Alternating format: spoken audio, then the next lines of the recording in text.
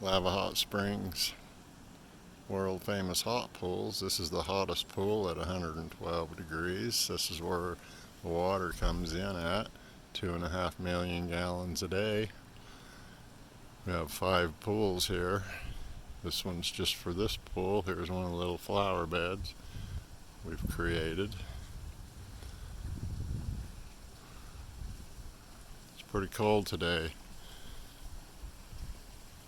I made some teepees to kind of honor the Native Americans who used to own, or they used to come here anyway.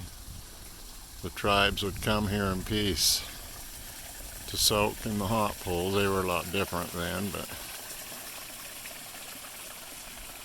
a little waterfall going on.